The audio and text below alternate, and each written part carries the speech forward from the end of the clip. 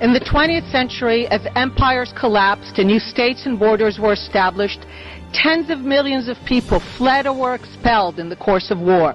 Muslims and Hindus, Greeks and Turks, Poles, Ukrainians, Germans and Jews moved on to build new lives, some aided by the United Nations High Commissioner for Refugees. None of them, nor their hundreds of millions of descendants, claim to be refugees today, except the Palestinians. Why? Because the Palestinians, supported by the Arab world, violently rejected the two-state solution already in 1948 and were determined, despite losing, to continue the war to prevent the Jewish people from having a state.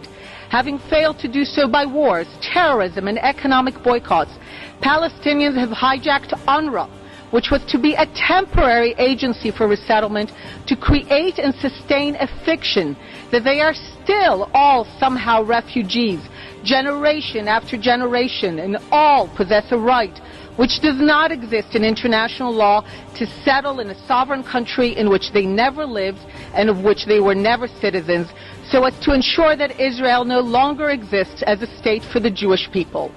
UNRWA has been fueling the conflict for decades. Without UNRWA, this belligerent idea of return of millions could not have persisted for so long. If the conflict is ever to end with peace, UNRWA should no longer exist.